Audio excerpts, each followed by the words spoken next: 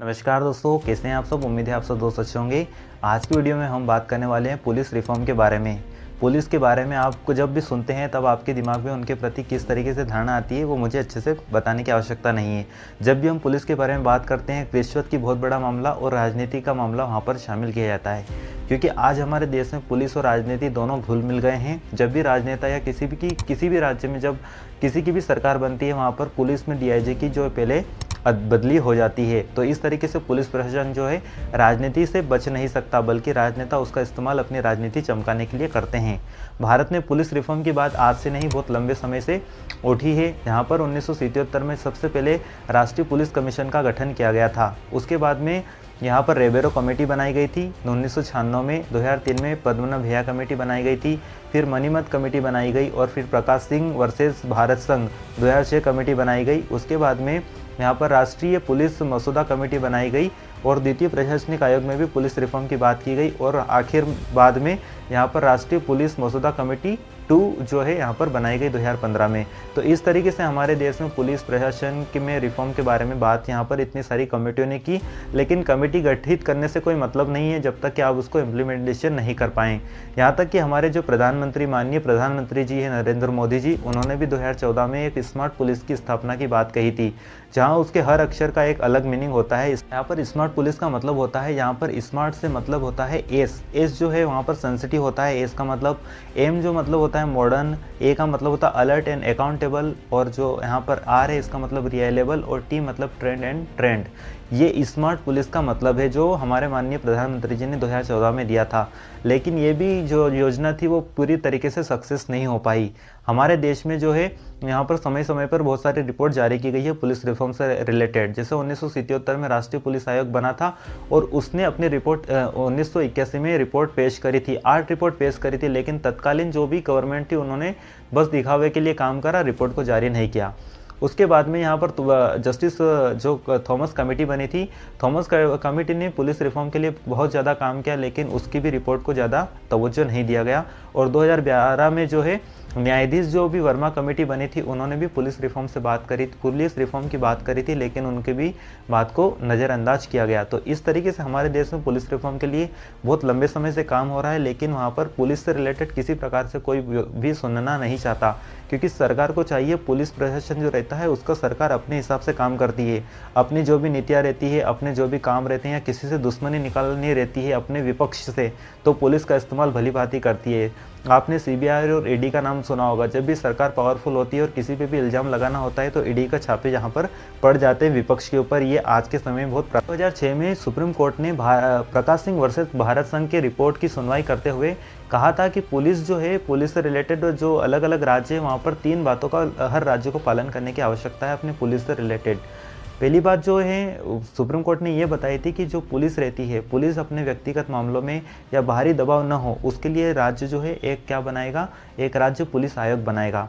दूसरी बात वहाँ पर यह की गई, जो पुलिस रहती है वो अपने व्यक्तिगत निर्णय लेने के लिए, व्यक्तिगत निर्णय की स्वायत्ता प्रदान करने के लिए एक राज्य पुलिस एस्टेब्लिशमेंट बोर्ड के गठन की बात की गई। और तीसरी थी कि जो पुलिस होती है, पुलिस को अकाउंटेबल बनाने के लिए वहाँ पर एक क्या होनी चाहिए, शिकायत निवारण कमेटी का गठन होना चाहिए। तो इस प्रकार से कुछ राज्यों ने इस तरीके से कमेटी बना भी दी है। हमारे देश में जो पुलिस से रिलेटेड जो कानून है वो 1861 में बना था, जो एक अंग्रेजों के समान्य का कानून था, लेकिन उसमें इस प्रकार से आज तक किसी प्रकार से कोई भी रिफॉर्म नहीं हुआ है, क्योंकि एक लंबे समय से हम केवल उन चीज़ों में थोड़ा सा रिफॉर्म कर देते हैं।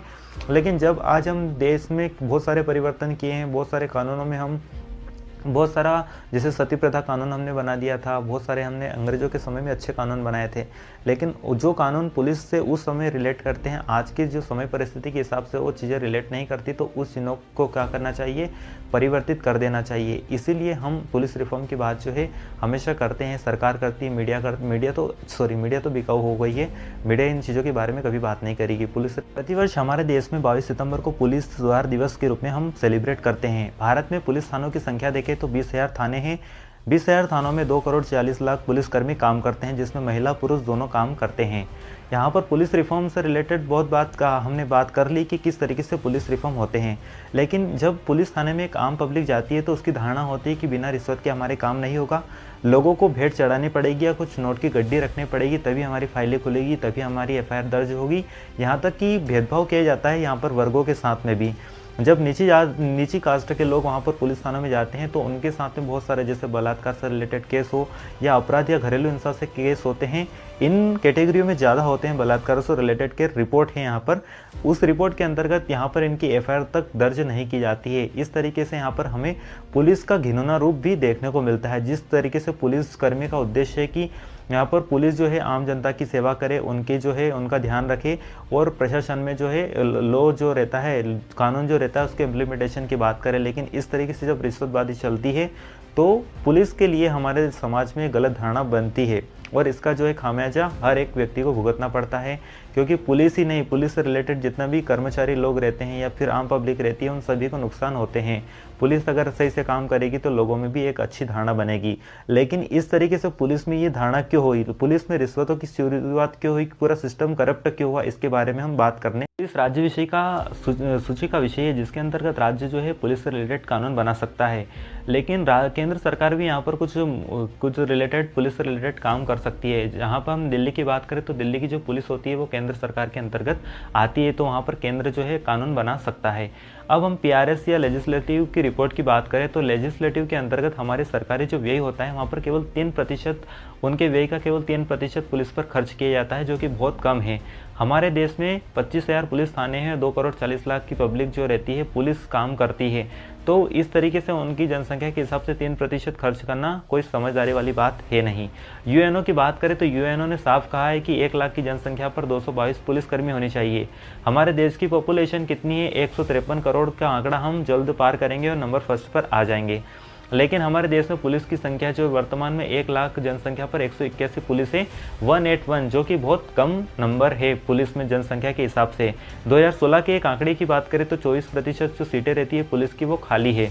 तो ये चौंकाने वाले आंकड़े हैं कि इतनी बड़ी जनसंख्या वाले देश में यहाँ पर पुलिस की इस तरीके से बेकार स्थिति है और इसी कारण से पुलिस पर ज़्यादा बोझ है। और पुलिस में जो प्रमोशन या उनकी सैलरी से रिलेटेड उनके आवास भत्ते, इन सारी चीज़ों में समस्या आती है। यहाँ तक कि जब वो गश्त पर जाते हैं और पेट्रोल के पैसे नहीं मिलते, यहाँ उनके पास में गाड़ियाँ नहीं होती। इस तरीके से समस्या जो पुलिस प्रशासन में काम करने वाले लोगों के साथ होती है उन पर कोई ध्यान नहीं दिया जाता। तो इन्हीं बात पुलिस की बात करें, जो पुलिस की हायरार्की की बात करें तो जो पीक पॉइंट पर होता है यहाँ पर होता है डीजीपी बैठता है, जो पुलिस का जो है मुखिया रहता है, पूरे राज्य में पुलिस का मुखिया रहता है। और नीचे सबसे नीचे अगर कैटेगरी की बात करें पुलिस में तो वो आती है कांस्टेबल की। कांस्टेबल हमारे देश में 86% कांस्टेबल है और उनकी सैलरी, उनके प्रमोशन, उनके वेतन भत्ते, इनसे रिलेटेड बहुत सारी समस्या उनके साथ में होती है। यहाँ तक कि भर्ती हमारी पारदर्शिता पूर्वक नहीं होती, यहाँ पर भी रिश्वतों का खेल चलता है, क्योंकि सरकार के जितने भी एजेंट रहते हैं या जो भी अधिकारी रहते हैं उनकी मिली भगत के कारण यहाँ पर भर्तियाँ ही क्या हो जाती है, फर्जीवाड़े का शिकार हो जाती है और सालों साल तक भर्तियाँ ही अटकी पड़ी रहती है। तो जब भर्ती अच्छे तरीके से नहीं होगी तो उनसे उम्मीद करना एक बहुत चैलेंजेस का काम होगा कि वो सही तरीके से काम करेंगे। एक जब व्यक्ति कांस्टेबल बनता है और हेड कांस्टेबल बन के ही वो रिटायर हो जाता है तो उसमें इच्छा शक्ति की भी कमी होती है कि वो काम क्यों करे, क्योंकि उसकी एक तो सैलरी भी कम है और उस तरीके से कोई ज़्यादा उसको वेतन भत्ते भी नहीं मिल रहे हैं, यहाँ तक कि उसको चीज़ों के साथ में प्रोवाइड भी नहीं किया जा रहा है। तो ये एक बहुत ज़्यादा समस्या की बात है। भारत में पुलिस सुधार से रिलेटेड एक जो है status of policing in India report 2019 और एक एनजीओ है कॉमन कॉज, इन्होंने अपनी एक संयुक्त रिपोर्ट निकाली। ये रिपोर्ट जो है सबसे पहले पुलिस सुधार से रिपोर्ट जो है 2018 में आई थी और ये रिपोर्ट का दूसरा संस्करण 2019 में आया। इस रिपोर्ट के जो आंकड़े हैं वो बहुत ज़्यादा चौंकाने वाले आंकड़े हैं और उन्हीं आंकड़ों के बारे में हम देखने वाले हैं, क्योंकि इस रिपोर्ट में उन्होंने क्या करा, 12,000 पुलिसकर्मी और उनके परिवार का, फैमिली का। रिपोर्ट के राज्यों के स्तर पर अगर आंकड़े देखें तो 70 पुलिस स्टेशन ऐसे हैं, इस रिपोर्ट में कहा गया कि 70 पुलिस स्टेशन ऐसे हैं जहां पर वायरलेस की समस्या है, वायरलेस उपलब्ध नहीं है। 214 पुलिस स्टेशन ऐसे हैं जहां पर टेलीफोन की समस्या है और 24 पुलिस स्टेशन ऐसे हैं जहां पर हद पार कर दी, मतलब दोनों ही नहीं है, यहाँ तो टेलीफोन भी नहीं है और यहाँ तक कि यहाँ पर वायरलेस की समस्या उपलब्ध है। इसके अलावा यहाँ पर देखा जाए तो यहाँ पर ऐसे बहुत सारे पुलिस स्टेशन है जहाँ पर कंप्यूटर की समस्या है, कंप्यूटर ही उपलब्ध नहीं है, 6 से ज़्यादा कंप्यूटर यहाँ पर प्राप्त नहीं हुए हैं। यहाँ पर गाड़ियों की समस्या है, 240 पुलिस स्टेशन में गाड़ियों की समस्या है, गश्त पे जाने पर भी उनको किराए पर गाड़ी लेनी पड़ती है। तो इससे एक शर्मनाक इमेज जाती है पुलिस की कि उनके मतलब कि एक उपलब्धि ही नहीं करा पा रहे हैं, किस तरीके से काम हो रहा है।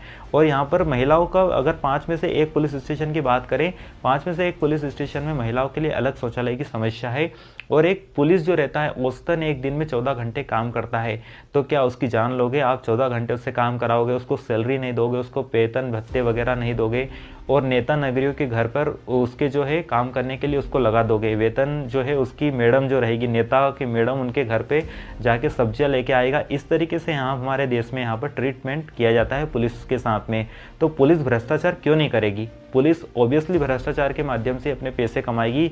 मैं यहाँ पर भ्रष्टाचार को प्रमोट नहीं कर रहा हूँ, लेकिन आप किस तरीके से काम कराओगे? क्योंकि नेताओं की तो सैलरी यहाँ पर उनको पेंशन मिलती है, बहुत सारी सुविधाएं मिलती है, पुलिस को क्या मिलता है? अब हम बात करते हैं पुलिस सुधार के बारे में। हमने इतनी बात कर ली पुलिस में क्या क्या दिक्कतें हैं, सब हमने उनको देख लिया। अब हम सबसे पहले ये बात करते हैं कि हमारे देश में सबसे ज़्यादा संख्या किसकी है? तो पुलिस कांस्टेबलों की संख्या है, 86% जनसंख्या है। तो सबसे पहले कांस्टेबल से जो समस्या है उनकी भर्ती में पारदर्शिता लानी चाहिए। राजनेताओं का इसमें किसी प्रकार से एक रत्ती भर भी 1% या 0.00% भी एक तरीके से यहाँ पर इनका कोई योगदान नहीं होना चाहिए। एक संस्था जो रहती है उस संस्था के अंतर्गत काम करना चाहिए। लेकिन मध्य प्रदेश में तो एक अलग ही इमेज यहाँ पर बन गई। लेकिन पारदर्शिता बरतनी एक ज़्यादा जरूरी है। जब तक पारदर्शिता इन चीज़ों में भर्ती प्रक्रिया में नहीं आएगी तब आप एक्सपेक्ट करना ही छोड़ दो कि पुलिस पे भ्रष्टाचार बंद होगा। भ्रष्टाचार जो है, भ्रष्टाचार कभी बंद हो ही नहीं सकता है, लेकिन भ्रष्टाचार को कम किया जा सकता है। लोगों को इसी तरीके से जब उनकी ट्रेनिंग हो तो उनको ट्रेन किया जाए, उनको इथिक्स के साथ साथ में उनको जो उनके प्रशासन में जो काम करने वाली दशाएं हैं उनको इतनी आवश्यक दशाएं प्रदान की जाए, उनको आवश्यक जो भी उनके साथ में काम करने वाले इंस्ट्रूमेंट है, उनकी गाड़ियों की सुविधा प्रोवाइड की जाए, कंप्यूटर की सुविधा प्रोवाइड की जाए, उनके प्रमोशन के लिए इस तरीके से एक आयोग बना दिया जाए कि उनका प्रमोशन में कोई प्रकार से लेट लतीफ़ी नहीं हो। क्योंकि 5 साल में आप अगर चुनाव करा सकते हो तो लोगों के प्रमोशन भी आप अच्छे से करा सकते हो। आपका चुनाव डिले हो जाता है तो आप मतलब पूरा जो राज्य होता है उसको तोक लेते हो अपने सर पर। तो पुलिस के साथ में भी ऐसा है, उनके भी घर बच्चे और परिवार है, तो इस तरीके से उनके साथ में भी अच्छे से भेदभाव के साथ, बिना किसी भेदभाव के आप उनके साथ में इस तरीके से मत करिए कि उनको सैलरी भत्ते ही ना मिले। पुलिस को जन कल्याण और समाज की सुरक्षा के लिए काम करना चाहिए। जहां पर 21 शताब्दी में हम देख रहे हैं कि भारत की पॉपुलेशन लगातार बढ़ती जा रही है। जितनी ज़्यादा पॉपुलेशन बढ़ेगी उतने ज़्यादा मुद्दे जो है आने वाले समय में रहेंगे। इसलिए साइंस टेक को ज़्यादा हमारे पुलिस थाने में काम करने की ज़्यादा ज़रूरत है। उनको हाईटेक जो सुविधा देने की ज़्यादा ज़रूरत है, कंप्यूटर का नॉलेज, और जहाँ तक कि उनको साइबर सिक्योरिटी से रिलेटेड और जो साइबर जो हमले होते हैं उनसे रिलेटेड ज्ञान देना बहुत ज़्यादा आवश्यक है।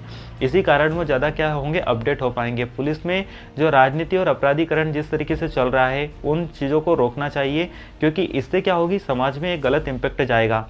और जब पुलिस स्टेशन में एक आम आदमी रिपोर्ट लिखवाने के लिए आए तो उसको ऐसा लगे कि यार वो अपने घर पर ही है।